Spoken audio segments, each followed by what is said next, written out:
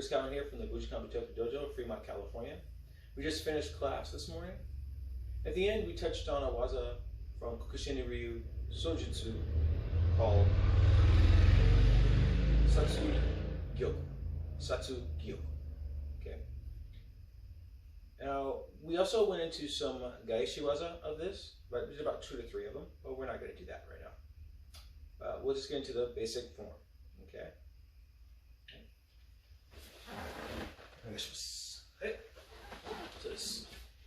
Alright, so we're going to start in Jodan no Kamae. Now, one of the things I was taught years ago, back in the '90s from Jack Hoban, was the idea of stirring the pot. He said, when he taught Sojutsu to us back then, he talked about the idea of pretend you're a witch and you're stirring your pot with your spear. Okay, so if we're here in Jodan no Kamae, you're stirring the spot right here. You're stirring the pot, excuse me, right here. This is kyojutsu. This is falsehood. This is distracting, and it makes it so that the uke, or the attacker, can't quite get a beat on where the opening is, when to attack. So as we're here, we're stirring this pot. We're going to ski to the uke's right shoulder. Okay, we're going to come together, bring our hands together here, do a hand exchange, attack with ashibarai.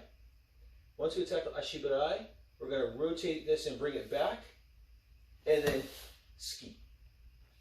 Okay, the ski is slipping between the uke's hands, or so you can slip past the hands when he's holding his blade here, or you're attacking gorin, or if there is a certain amount of power exerted or force exerted by the uke when you strike for ashibarai, and you release that very quickly, they actually kind of slip off to the side, which then opens up busumetsu on the side of the body here. You still want to go in along the belt line, because if they're wearing yoroi, wearing armor, go along the belt line, or you can ski into the armpit area.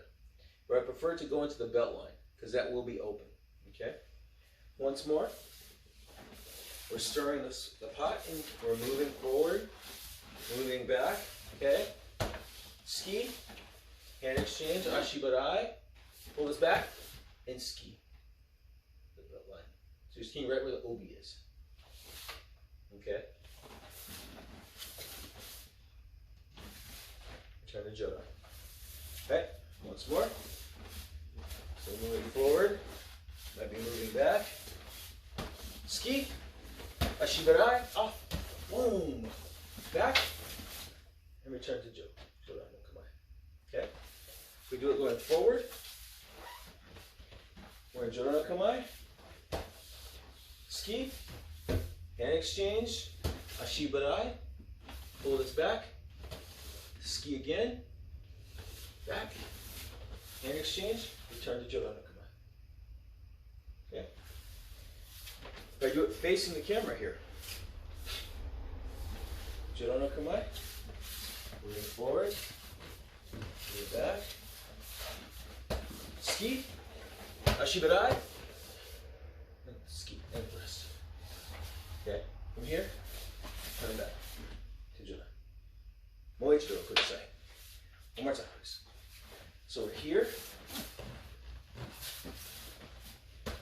Ski, hand exchange, ashibarai, release pressure, ski, back. And return to Jodan no Kamae. Okay? So, another thing we touched on was the idea of the ski, how to thrust with the yari. So, I was taught several different ways by Someya Sensei about this, because we're always so used to that flinging thrust that we do in the Bujinkan. But there's other versions that you can do with the yari. We'll go over that in just a second here. So, the one, like I said, the one we're always used to is like the one where we're like in Jodan no Kamae. We're sliding our hand back and we're thrusting it out real quick.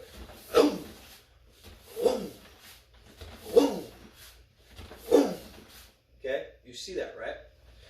So the idea of this flinging thrust gets a good amount of distance, which is nice, out of the weapon and back. Keeps you safe. When someone's wearing armor, this is not going to usually pierce the armor. It's going to knock them back. Knock them back. That's what this is good for. If you are skiing towards an opening, it will go through. It will penetrate clothing and into soft tissue, okay, with the spear. Another one we're looking at is one where you're, like, say if you have a group in a line, and they're moving forward, moving forward, moving forward. Also slowly itching forward towards another group. So that one would be, as you're thrusting, it's this. And I'm turning my hand over. So it would be, and for here,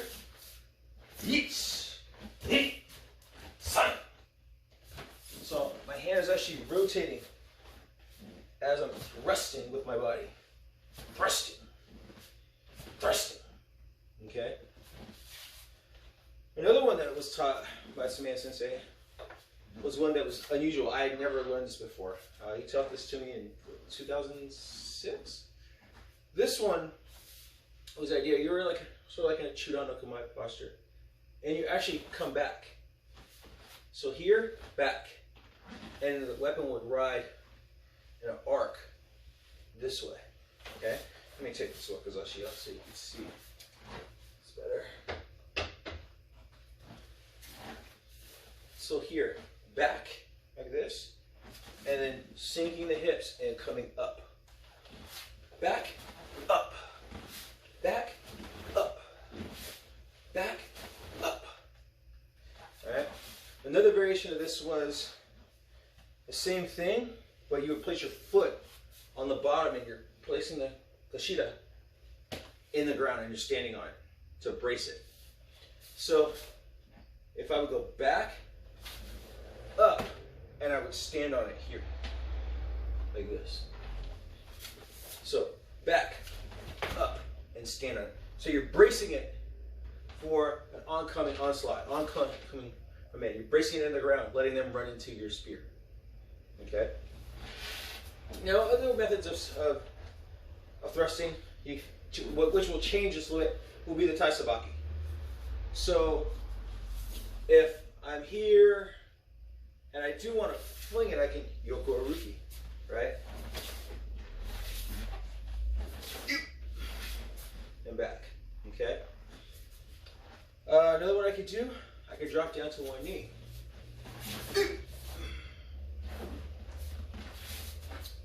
Okay? So there's just different methods you can use. Like I said, the most common one is the flinging one.